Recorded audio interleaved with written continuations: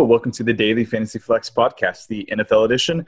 I am your host, Bryan. I am joined, as always, by Matthew Freedman and Peter Jennings, a.k.a. CSU Ram 88. It is Friday morning. We usually record on Tuesday night. We did that earlier this week to put out the Thanksgiving podcast, and then we pushed this one for the Sunday main slate for Week 12 to Friday morning, so operating with a little bit more news. Excited about this one. All right, guys, so let's dive right into it. Let's start with real or fake. Freeman, what are your thoughts on some things that are real or fake over the last couple of weeks or the season? What is real is that Jason Garrett is a horrible head coach and that the Cowboys can't score points after halftime and they can't stop opponents from scoring points after halftime. So I think that's something that has just been known throughout like the Garrett tenure as a head coach with the Cowboys, but it has really been accentuated, especially with the absence of Sean Lee and not being able to keep opponents from scoring points in the second half. So that is one thing that is very unfortunately real. That said, one thing that is fake, I think, is the idea that Dak Prescott is a horrible quarterback. I think there are like growing pains that you see with young quarterbacks. I think he's still good.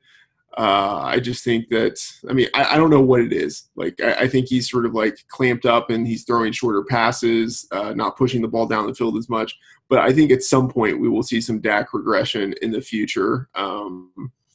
But it's painful right now. It's been a rough Thanksgiving as a Cowboys fan, especially when I'm eating so much pie. Yeah, is it real or fake that you have a pie hangover this morning?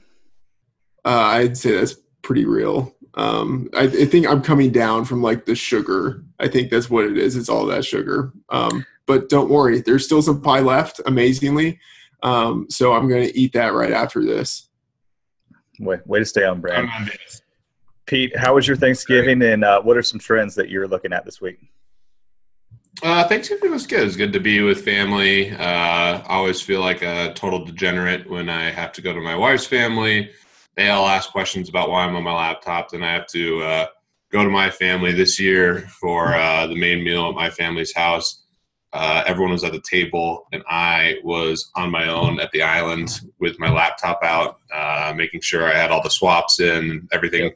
We started dinner at 4 Eastern. Obviously, the next game, the Chargers-Cowboys game, started at 4:30, so I had a lot to do. So, felt pretty guilty throughout the whole day, but did get to enjoy a lot of food. And, it was kind of a bizarre day of football. Yeah. Pertaining to real and fake, the one thing that I definitely think is real that's been in the markets for a long time, but we haven't really seen come to fruition is the Steelers team. I know they're 8-2, but if you look through their record and kind of the games they've played, they've squeaked out some victories versus some pretty bad teams. I mean, they barely beat the Browns. They got stomped by the Jaguars. They barely beat the Colts. And then last week, they were in hurry up, and Antonio Brown went off, and the offense finally went for 40 points. This is why they've been right there as the Super Bowl favorite throughout the whole year. They have a good defense, and obviously we know once everyone gets clicking on offense, they have a ton of weapons as well and so much talent. So I think the Steelers are for real. I think that the current line on the Steelers is pretty reasonable. They're basically a 2-touchdown favorite, which is a lot of points going against Green Bay. But I do think that this team is for real, and the Killer Bees are back in a lot of regards. In terms of what's fake, we're getting into the part of the season where it's a little bit harder we kind of know what these teams are. One thing that stands out a little to me right now is I feel like the Colts should be able to play this Titans team a little bit closer. They're a 3-point dog on the road here. I do think the Colts obviously haven't had the best season. They've dealt with a lot of injuries, but at home against the Titans team that's not great. I could see them playing better than what people expect. And then kind of on the opposite side, and again, I know this isn't like a strong fake trend, but 49ers to me off the bye might be trending in the right direction. I think, them giving basically a touchdown at home was a little too much. And we've seen that line come down. So that's kind of the stuff you're looking for now. It's harder to spot like these huge fake trends as we get later into the season, but a couple teams that I think potentially might be undervalued right there with the Colts and 49ers at home this week. Very interesting. Yeah, so that's going to segue us perfectly into our first segment, as always, where we talk about the chalk plays, the projected chalk for Week 12. It's exciting to do this on a Friday because I think that we have a pretty good sense right now who the chalk is, especially at quarterback and running back. It seems, at least to me, fairly obvious. So let's talk about some of the chalk guys. Freedman, you wrote the quarterback breakdown this week, and Pete just mentioned the game where we probably would have our chalk quarterback in Russell Wilson. What are your thoughts on him and some of the other chalk in the Week 12 slate? Yeah, so Levitan has started to do his ownership projections, and we do have Russell Wilson as the guy projected with the highest ownership at the quarterback position. Since the Week 6 bye for Seattle, Wilson has been the number one fantasy quarterback. So a lot of the early season problems that we saw with them have been straightened out. I think long-term it hurts that team that they don't have a running game, but in the short term it basically means that Russell Wilson has to be their running back. So he's able to get a lot of production in both facets of the game. So he's definitely someone we have as a potential chalk quarterback, although his ownership still isn't going to be all that high in comparison to some of the other guys. One of those guys being Tom Brady at home is a huge favorite against the Dolphins, who are 31st in pass defense DVOA. So a lot to like about Brady too. I think he will probably be popular.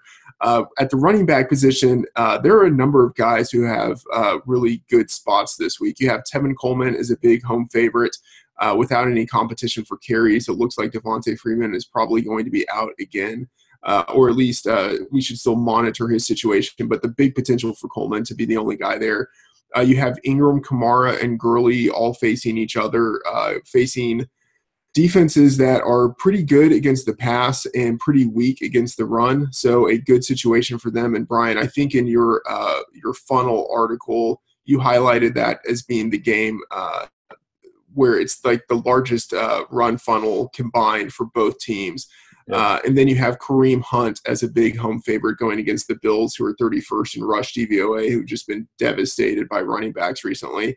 And then a wide receiver, I'm interested in Brandon Cooks, although I don't know if he's necessarily a cash game play, but a huge upside going against the Dolphins. Jarvis Landry on the other side of that matchup is someone who's interesting. Going in the slot against the Patriots, Malcolm Butler and Stephen Gilmore, they don't shadow in the slot, so a good spot for him. And then again, I don't know if this is a cash game play, but T.Y. Hilton at home is someone who's really interesting going against the Titans. At tight end, I really like Jimmy Graham. The 49ers earlier in the year were good in pass defense against tight ends, but that was before they lost both of their starting safeties with broken arms. So like now that that defense, especially that secondary, is just decimated, and Graham leads the league with 22 targets in the red zone, 13 targets specifically inside the 10-yard line.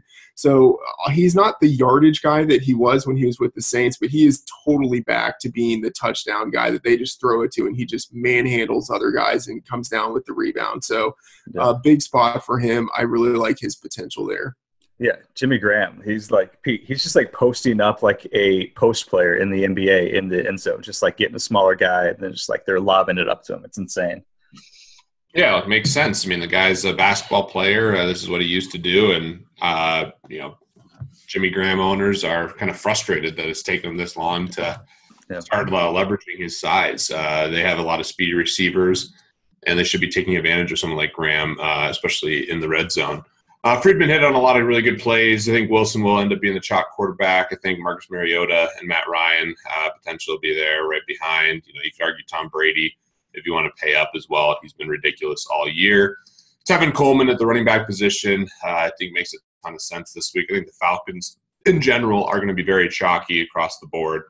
You look at a team total almost 30 at home against Tampa Bay. And the guy who I think is going to end up being really chalk at the end of the day on DraftKings is Julio Jones. 7,700. Levitan tweeted out it's the cheapest he's been since 2014 when he hasn't faced the Seahawks. So dream spot here against Tampa Bay. I know Julio's been frustrating. Obviously, if you played him a couple weeks ago and he had that big drop, it was really, really frustrating. But at home against Tampa Bay, this seems like kind of a dream spot. Hopefully he's pretty healthy and he has a big game. Defensive-wise, I think we'll see a lot of people on the Eagles this week versus the Bears. The one concern I have there is the Bears do want to run the ball a ton, but I still like it. I also like the Jacksonville defense quite a bit, who I think will be pretty chalky as well. And then you have the Bengals going against Cleveland, and, you can make arguments for a lot of different defenses here. So defense, again, normally has ownership spread out a little bit, but we could see some concentrated ownership on those three teams. Yeah. Well, looking from a macro perspective on the slate, it is an interesting slate just with so many heavy favorites. Looked it up and got some data from our friends over at Sports Insights. Since 2005, there's only been 19, or this will be the 19th week, where we have 5 or more double-digit favorites, and it could be sort of a record-setting week where we could have 3 teams that are 2 touchdown or more favorites, which is just sort of insane. Just very, very big spreads here. Pete, like, is that factored into your analysis here? Like, is Brady as almost 17-point favorites? Perhaps it could get up there. Is that too much of a blowout factor for you to really think about him as heavy exposure? I mean, it's in consideration. The Patriots spread it around so much, but in general, so much of the production comes from him. I normally don't worry about blowouts at all because when their teams are blowing them out, you're going to have a lot of opportunity for that player. The one thing is, for game stacks, these huge blowouts can be a problem, especially when you're hoping for just a ton of throwing. So it's a little bit concerning, but I don't think it's a huge problem. And if they do blow them out big time, Brady certainly will have a good day. Just might not have that massive ceiling that you need at his price tag to win tournaments. So he's intriguing. If I'm running Brady lineups, I'm definitely running it back with a Jarvis Landry or Devontae Parker, hoping that the Dolphins can keep it close. One interesting thing, and it's probably not going to come to fruition here, is the Dolphins historically have played the Patriots well, but this Dolphins team is pretty bad this year, so we'll see if that happens. But it is something to pay attention to. You can definitely leverage certain situations quite a bit with running backs that are huge favorites. Obviously, you have some spots here like Russell Wilson. I mentioned I think the 49ers are going to play a little bit better, and the line movement's certainly been strong in that regard, so that makes me even more confident in Russell Wilson, which is good. There definitely are a lot of big kind of spreads here and potential blowouts, but also big team totals, which is nice for DFS as well. No, for sure. And that gets into another question that I think is interesting, Freeman. I'm curious your thoughts on this. Week 12, we're obviously getting into a lot of these divisional matchups, and sometimes, these teams are going to play multiple times. Do you think that's baked into Vegas lines and thus baked into our projections? Or, even Russell against San Francisco hasn't exactly crushed them. I know that they're a different team with their pace and their defense this year, but Brady and the Dolphins, these divisional matchups is something that you think our trend still provides an additional edge, or do you think it's sort of baked in already? I think Pete would be able to probably provide more context on this in terms of what bookmakers might be taking into account when they're setting these lines. But when I'm looking at the lines right now, I don't see that kind of historical basis of something like so for instance, Cincinnati historically struggles against teams in their division later in the season. If we look at that split further, they have recently done well against the Browns, so maybe that's taken into account. But we don't see the Patriots having baked into their line the fact that they have struggled in the past against the Dolphins. Now, granted, that was against different coaching staff, so there's a question as to whether that's even applicable. But I don't really see baked into these lines the fact that they are playing divisional opponents late in the year. It seems as if the lines are kind of enthusiastic without taking that into account. But I don't really know if that's true. Pete might have some thoughts on it. Yeah, I think there's a lot of things that are going into account here. When you look at lines in the marketplace across all these different sports, there's a variety of factors, obviously, that are impacting, what the lines start at and where they finish. And obviously the closing lines are the most efficient because the bookmakers get all the data and bets from the sharp bettors as well as the public. And with the NFL in particular, we tend to see the most efficient lines, and that's why they can have closer spreads. So that's something else to pay attention to when you kind of are looking at marketplaces, is the spreads that the books are charging. So the books are so confident in these NFL lines that they'll oftentimes have these 8-cent spreads, which is lower than pretty much every sport. So these lines are really efficient. They're really good at doing this. Obviously, they have enough confidence to set lines like well out in advance. They make lines for the upcoming season, months before it even comes to fruition. So they end up moving off those and making adjustments and power rankings, and they know which teams are going to be publicly bet. And there's just a lot of different data points. Cleveland's been so bad. This Bengals one is really interesting to me. It hasn't moved, so it's relatively efficient. But you're right, the Bengals definitely do struggle historically, in the second game within the division. So there's just a variety of different data points that are going into this. Obviously, injuries are another factor. You pay attention to who's in and out throughout the week. But yeah, it's one of those things where, especially as you get later into the week, they are much, much more efficient. And here's one more thing to keep in mind. For I don't remember the number exactly, but for let's say around 85% of the games, the spread never even comes into account. The underdog either wins, or the underdog loses by more than the spread. So only in 13 to 17% of the games does the spread actually matter. Right. Interesting. Okay, let's keep on moving in our segments here. We've hit on a little bit of this, but the next segment's just talking about some chalky fades and leverage and pivot plays. Freedman, now that we know pretty sure of who the chalky players are going to be, it seems like it's also pretty easy to identify where to exactly pivot from these guys. So, Russell Wilson pivoting up to Brady, or, pivoting away from Kareem Hunt to some other things, or maybe just building a different roster construction. What are some of your ideas on getting away from these chalky guys?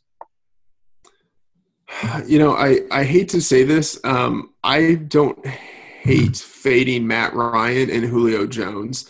And I get that it's based on a few things. One, they've been actually pretty good recently, and I think people will look at that and think that they are kind of riding the ship, and I think that they are riding the ship. But just historically, Matt Ryan and Julio Jones, just the passing game in general, in the Dan Quinn era, has not done all that well as home favorites because the Falcons tend to run the ball in that situation.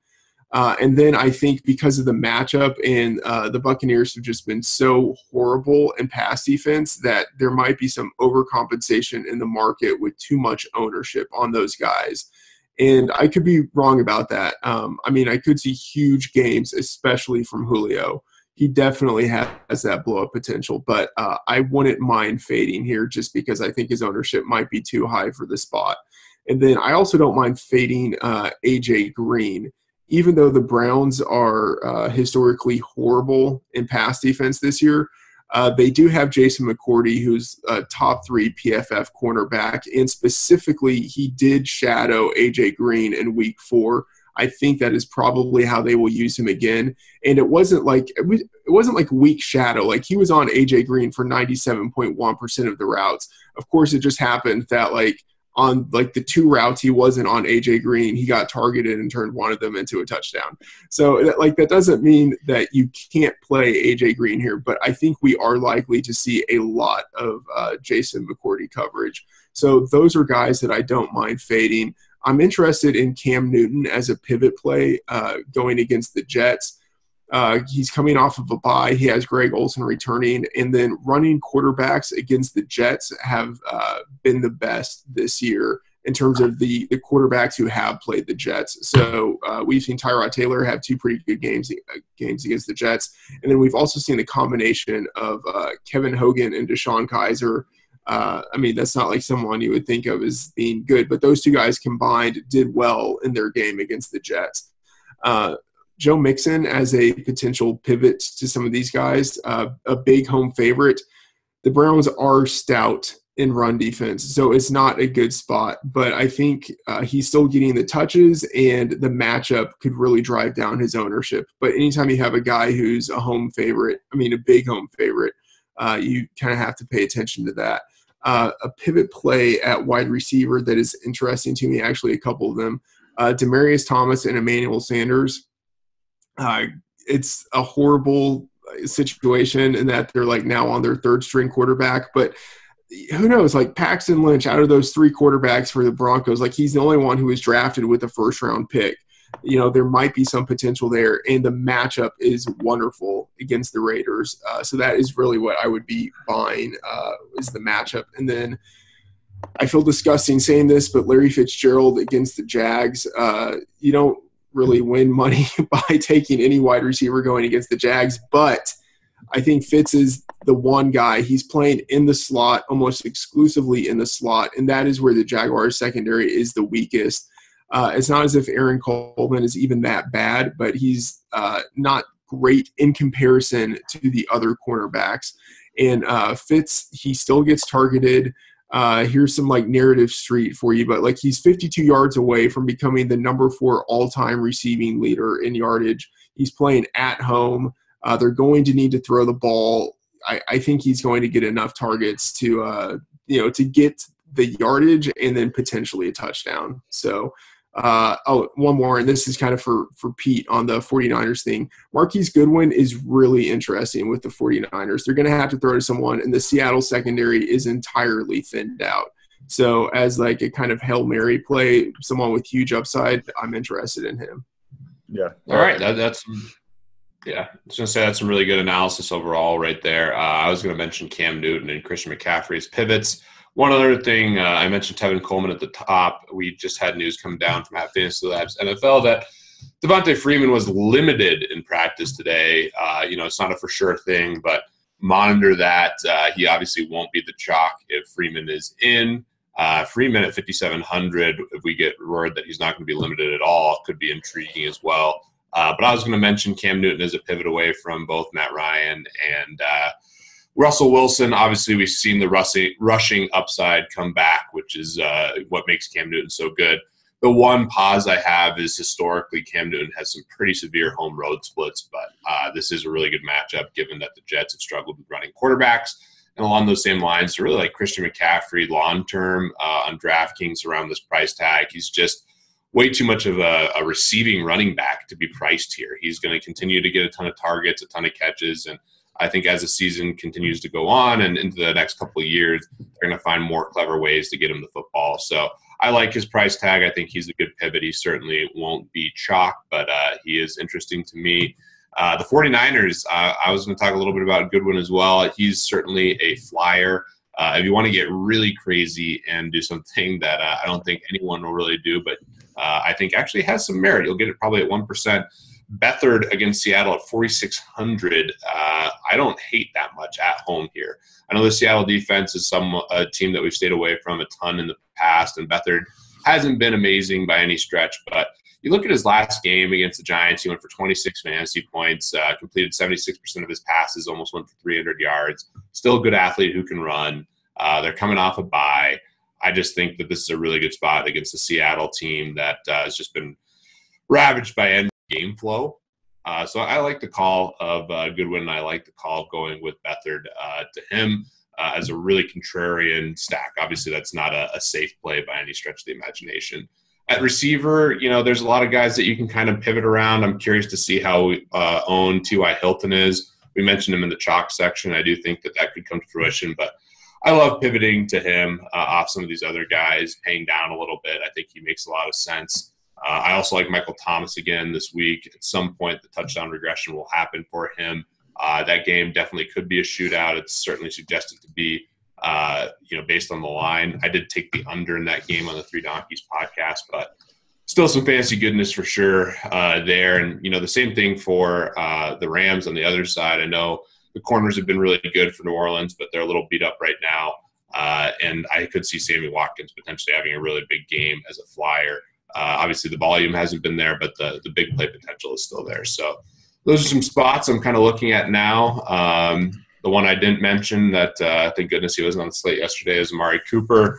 The Broncos, I don't know how much pain I can take here. This is just like the worst situation. The Broncos somehow are leading the league or they've given up the most passing touchdowns. Like, that's a stat I would have given like 100 to 1 or something like that at the beginning of the year if you said, hey, what you take, you can have the Broncos as long as they don't lead the league in giving up the most receiving touchdowns, you win. I would have laid some ridiculous price, and that's the case right now. So, Matt, you're unbiased. You mentioned the Broncos receivers, which I like to hear, but What are your thoughts on this Oakland offense against this Broncos defense? Yeah, I specifically didn't mention it because I wanted to see what you would say about it. I'm interested. I'm going back to the well. As you mentioned, the Broncos secondary is not good right now. And I don't think that defense is as bad as the numbers suggest. It's just that they've literally been put in the worst field position of any defense all year. And it's just because the offense can't sustain drives. But I'm still interested in Cooper and Crabtree against the Broncos because they're relatively cheap and they're still getting targets. They get such a large percentage of the targets. Also interested in Jared Cook in that situation, which just seems pretty obvious given that the Broncos are top 2 in fantasy points allowed to tight ends, and Cook is basically functioning as like the third wide receiver, a slot receiver in that offense. But yeah, still interested in them. Pete, I have a question about Michael Thomas. And so I totally understand the interest in him because he is talented. He is getting a lot of targets. The one thing is he's not getting targets near the red zone, especially not at the rate that he was getting last year, which really buoyed his touchdown capability. What do you think that is? Do you think that it's I guess let me rephrase that. What is your enthusiasm based on? Is it based on the idea that at some point he's going to be able to break some longer touchdowns, or that at some point he's going to get targeted closer to the end zone as he was last year? It's a combination of both. I think there's a clear reason why it's not happening. They're running the ball so efficiently. And when you have someone like Kamara, who's just an unreal pass-catching back in the red zone, that really opens things up as well. So, yeah, there is reason for concern. You look at, obviously, the lack of red zone targets and the lack of touchdowns. He hasn't scored since October 1st against the Dolphins. It's one of those things where you kind of hope that one of those things comes to fruition. And the one interesting thing is he does have some good splits away from New Orleans. So I do like that a little bit. And the one thing that I really like is the consistent volume. He's seeing double-digit targets basically every week. And he's such a talented player that I'm buying him as a tournament guy. Like, I think a lot of people are still going to flock to Kamara and Ingram, and I think you can gain some leverage away from those guys with Michael Thomas and Drew Brees. I know he's been a lot less, fantasy relevant this year, given that he's not throwing as much. And that has a lot to do with the defense and the running game. But in this spot, if it does turn into a shootout, I could see Drew Brees being a nice contrarian play when everyone else is thinking about spending up at Russell Wilson or Tom Brady, Matt Ryan, et cetera. So that's the reason I'm interested in Michael Thomas. It's definitely not a cash game play. There is reason for concern. They could continue to just try to run the football, which they've been extremely efficient at. But in the event that that's not as effective as it's been the rest of this year, and in the spot where Jared Goff, maybe gets out to an early lead, I could see Drew Brees throwing a ton this week. So PPP play. But yeah, I'm with you on being concerned about the red zone targets. And that probably is a real trend given how well the offensive line's playing and the running game's playing.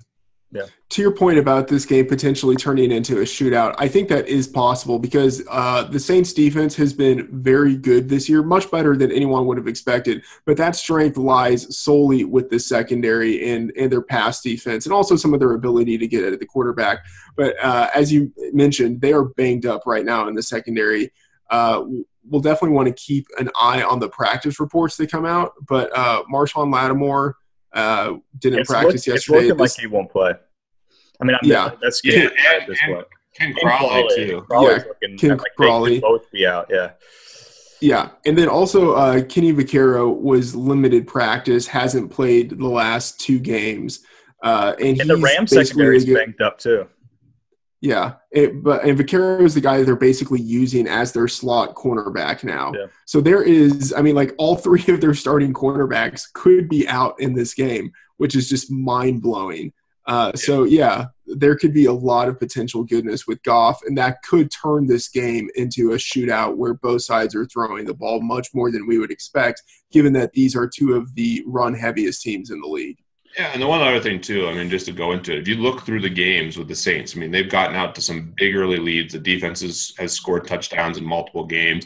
And then when that's the case, like they get in the red zone, they're just killing the clock and handing it off. I mean, if they're down by 2 touchdowns or something like that, Breeze will be throwing again. And that was the reason we saw so much fantasy goodness from the Saints, the last couple of years, is the defense was atrocious. They couldn't run the ball that effectively. And so Drew Brees had to do it all on his own. So I don't think it's anything to do really with Drew Brees at this point. It's much more to do with just the environment that the team's been in, playing better defense and running the ball more effectively. And that could regress this week, especially with the injuries they have in the secondary, like you guys mentioned. And definitely pay attention to those, because the most recent notes I believe we have is from practices yesterday. So we'll see what happens there.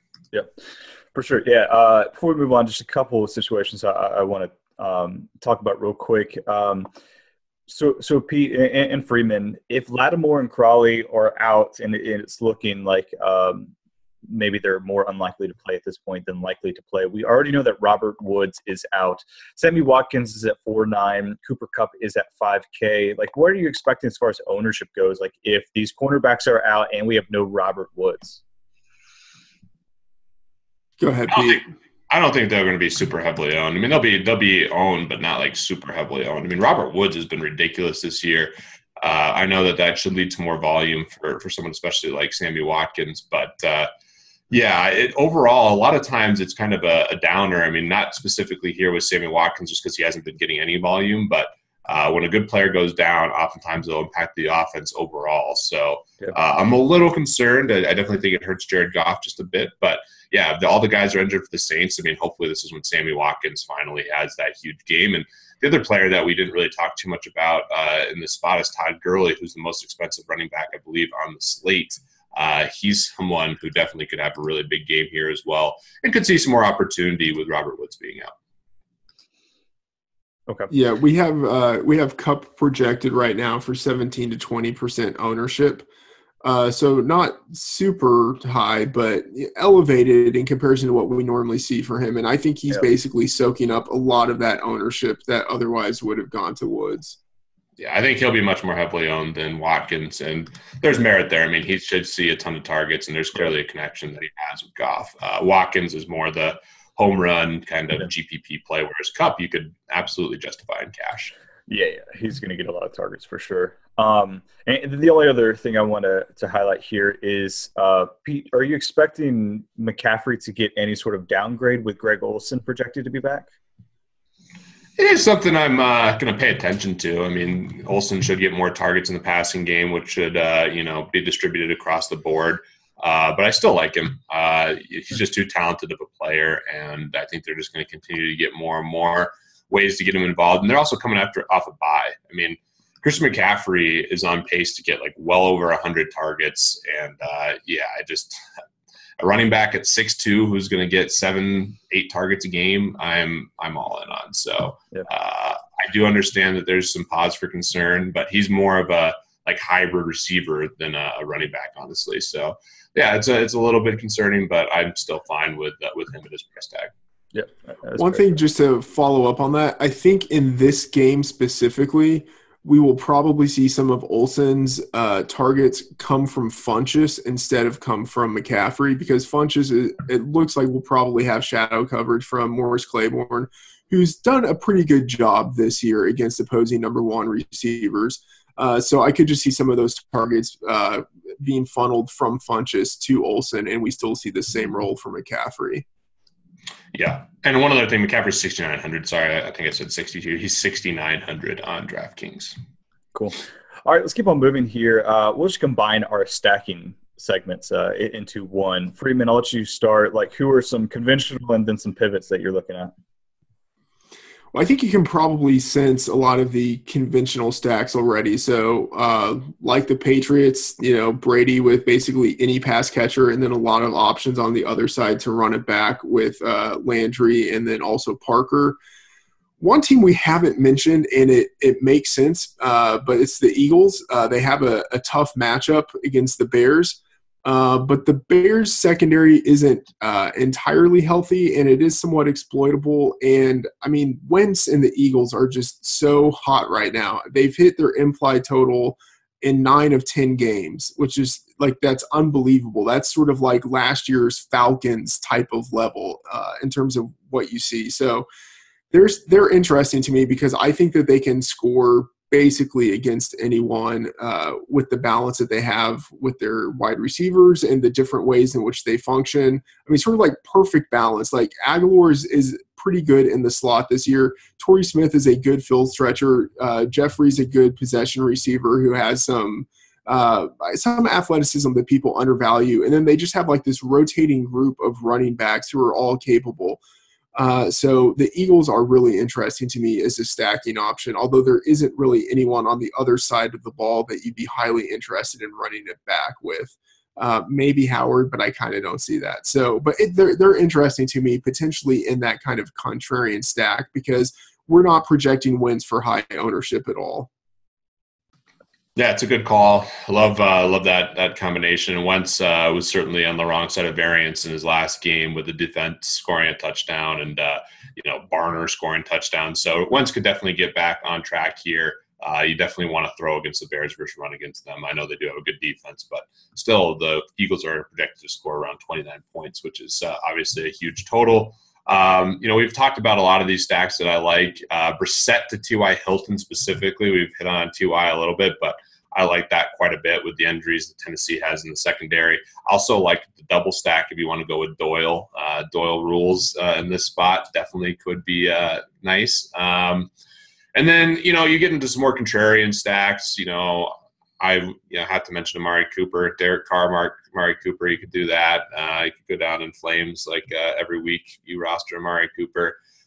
You mentioned Paxton Lynch to the Broncos receivers. That's another contrarian one. I mentioned Beathard to Goodwin. That's a contrarian one. I think those are some ways you could look. If you're playing slates that include the Steelers game, it's not going to be contrarian to go Big Ben to Antonio Brown, but you could use one of these other Steelers receivers if you want as well. You could also go a full onslaught with the Steelers and fill in with some of these other cheap guys. The problem with the onslaught and the Steelers is you got to figure out where Green Bay is going to score, and that's kind of where I'm struggling if you expect them to go fully off. But, yeah, it's a great week for stacks. There's a ton of different ones. Matt Ryan to Julio Jones will be really popular, Russell Wilson to Jimmy Graham. It's one of those weeks where there's just a lot of goodness. You guys would say Derek Carr to Michael Crabtree, though, right? I do love. I think my favorite game stack just when you combine like upside versus like ownership in the field. This Broncos Raiders game is my favorite for sure. Jared Cook's the more obvious one, but you guys mentioned that already. Yeah, one thing to take into account with that Steelers game. The Steelers games have been hitting the under pretty consistently this year, and a big part of that is because they have such a great defense. That defense has held opposing teams to a league low. Actually, let me phrase this differently. In 8 of 10 games, they've held opponents below their implied totals, which is the best mark in the league. So, you're asking like where the scoring is going to come from on the Packers. Like, they're not going to score. Like, it's that's the answer. Like, they're not going to score points against the Steelers. And one thing to consider, it looks like Juju is still dealing with some injury issues. Keep an eye on that for the news updates that we provide. But he really might not play this week. So that's something to that's something to keep in mind. So Martavis Bryant would be really interesting if that's the case. For sure. All right, well, let's get into some bold calls here. Pete, why don't you start? Give me some maybe a bold DFS call and then a bold real life one. All right, I'll combine them. I'm going to say San Francisco wins this game, super bold, and I'll say Beathard and Goodwin are part of the reason why, and they're I don't even know what's reasonable. Beathard a top 10 quarterback, Goodwin a top 20 receiver. Is that bold? I think that's fairly bold. Yeah, against Seattle for sure. Cool. All right, Freeman, what do you got as far as bold calls go? I'm going to sink with the ship here and say that the Browns, 8-point favorites on the road, that the Browns somehow pull it out and win. And then bold call for DFS, T.Y. Hilton, I'll say 100 yards and a touchdown. Really like his spot here. That's not bold, Freedman. That's not 100 yards and a touchdown? That's not bold. What would you like me to say to be bolder? Say he's a top 3 receiver or something like that. T.Y. Hilton, right now, let's see. We have him projected for just in terms of raw points, we have T.Y. Hilton projected for 14.6 points. And that's basically, it's not 100 yards and a touchdown. Obviously, it's more than that, but we got him projected up there. Yeah, and sure, he doesn't get any double dong receiving points for, okay, fine. So 100 yards and 2 touchdowns. Yeah, there we go. I like him. Right? It's not that bold. 100 yards and a touchdown for T.Y. Hilton. Yeah, all right. That's fair. I'll do 2 touchdowns, although he's not scoring 2 touchdowns in this game. Or maybe 200. I mean, he's the leader in yards on the week or something, like that. That's where I'd be. I think the yardage for him is the bigger thing than the touchdowns. Maybe he scores 2 touchdowns, although I doubt it. But yeah, okay, we'll say 150 yards for T.Y. Hilton. Okay, I like it. Cool. All right, well, let's get to just maybe a couple minutes of props here. Obviously, it's just the 3 of us, so we probably won't go quite as long. And we have already done another podcast earlier this week. But, let's hop in and start throwing some props out. Freedman, you want to start? Yeah, I want to fade Julio. Pete, if you want to take him. Sure, I'll take the projection. I'll take the over the projection. That's fine. Yeah, where are we right now? 17.9? 17.9. Yeah, I think that's – yeah, I think that's probably fair. And how are you on AJ Green? I prefer Julio and some other guys to him. I think you brought up some good points. I mean, I could see him definitely going off. But yeah, I mean, I think it's pretty fair where we have him. I mean, Cleveland obviously is kind of a funnel defense, but he will draw the toughest matchup. I'd be curious to see kind of some of these other guys that maybe be kind of contrarian stacks away from AJ Green if you're going to go with the Bengals passing game. I'll give you action, though. If you want to short him, I'll take the over. Yeah, I'll take the under. Yeah, I want the under on AJ as well. Yeah. Brian Hobson, why don't you throw something out there, Brian? Well, first, I want the over on Hilton. I love Hilton. Brian, be our market maker, buddy. We take the over, you take the under on Hilton. On Hilton, I'm taking the under. Yeah. On I want the over too. Freedman's throwing out a bunch of stuff here. On 15 DK points. 14.6. We'll go up to 15. We'll do 15. Look at the negotiation. I like that. Strong work by Brian over there. All right. Pete, you take Thomas on the over, 17.6. It's Thomas. Oh, Michael Thomas? Sure. Yeah. The over. Yeah, I'll take the under. That's fine. Yeah, I'm trying to think of who else I really wanted to make sure I had exposure to in the props here. I mean, we got Amari Cooper versus Crabtree. I'll lose again on that one. That'll be fun. I'll take the over on McCaffrey if you guys want the under. Sure, I'll give you some action. Where are we right now? 16. I'll give you some action. I'll take the over on that, Brian, if you're okay with booking both of us. Yeah, bring it on. Bring it on. Yeah. Love it, Brian. Good work. I'm always in for the Kamara versus Ingram one as well, if you guys want. I'm Team Kamara this week.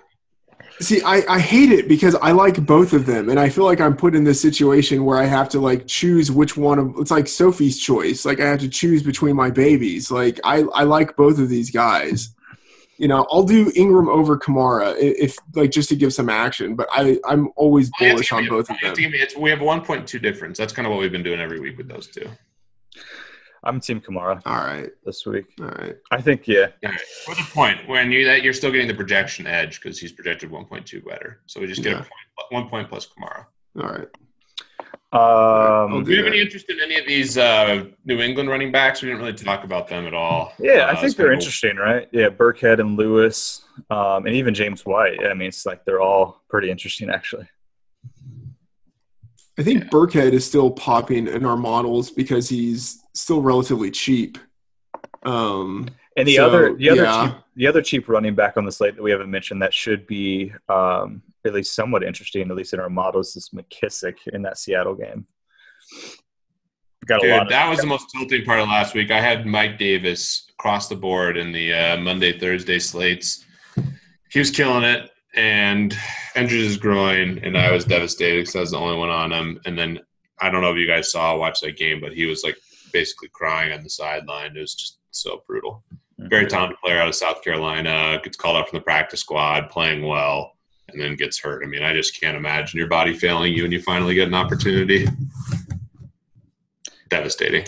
That sucks.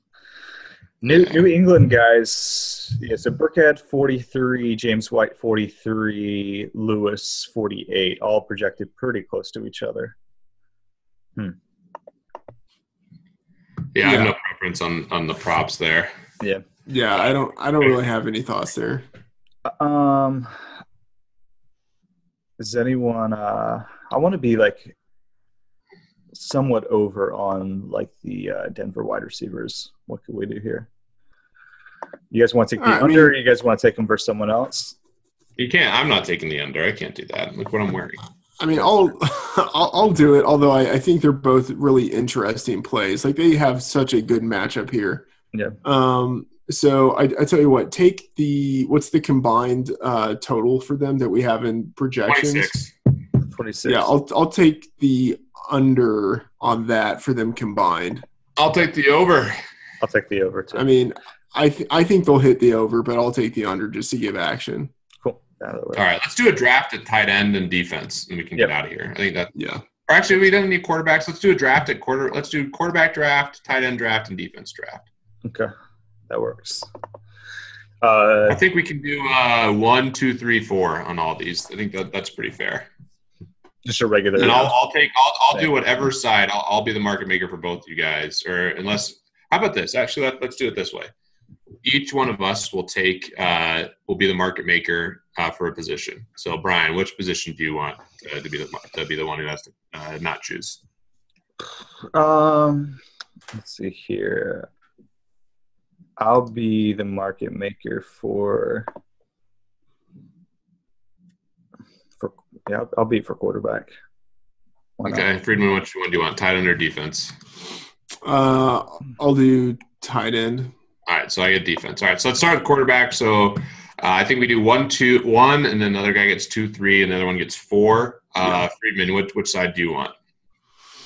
I'll do number 1. Okay, go ahead. I will take Brady.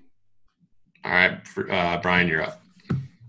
Okay. I will do. I'll do Wilson, and man,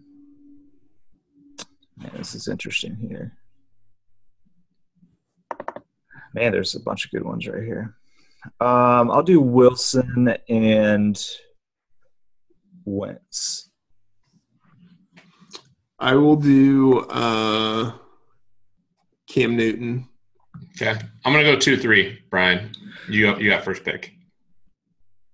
All right, I will do. I'll do just to hedge myself a little bit here. I'll go Wilson. Hedge yourself. That's leverage, right? You had Wilson last time. I like it. That's leverage, right? Oh, there. did I have Wilson last time? Oh yeah, because you took Brady. That's right. All right, yeah. All right. Well, then give me some leverage then. Okay. All right. I'll take Brady and Newton. All right, Russell and Wentz. Let's do it. All right, so you're in on it. You need one of those guys to be the highest score. Going to tight end, I will take the 2, 3 versus you, Freedman. You can have the first pick. All right, I will do Gronk. Okay, I will take Kelsey and Ertz. Jimmy Graham. All right. I'll take first with Gronk. Okay. Unfortunate. I will do Graham and Kelsey. Ertz it is. All right. Yeah, those are pretty straightforward. Defense. All right. Which side do you guys want? Go ahead. Brian, go ahead. I will do. I'll take first. I'll take the Jags. Okay. I'll take Cincinnati, and I will take the Eagles. Okay. I'll go second. Freedman's going to say, Brian, you got to make your last pick. Yeah. I'm gonna take Carolina. Okay. All right, so I'll go first. I'll take Jacksonville. Who do you want, Freedman? Cincinnati and the Eagles. All right, that is fair. I'm going to take Kansas City. Not Tyrod's going to play. I'll take they don't get enough stacks either. It's just brutal. Who are you thinking right there? The Patriots? Yeah, Patriots. I mean, Carolina's in play too. Just that fourth pick is pretty gross. Yeah, it is. Getting the Jags is nice, but yeah. If I could take Pittsburgh, I would, but we're only doing the main slate here. I mean, Seattle could be decent. No, I'm already. No. Yeah, but you're already on your Beathard. Yeah. I'm not a pussy. I'm not hedging here. I'm gonna go. Damn. I guess just to say, the Seattle defense is shot. It's not even good. Their front four, which was so disruptive in the past, it's falling off a little bit. Yeah, it's not the same player he used to be, and I'd still respect them obviously to a degree, but they're much better at home, and they're facing so many ridiculous injuries. So I'm gonna go with Carolina. Actually, you know what? You already have Carolina there. I'm baiting them. I'll go with New England. What the hell?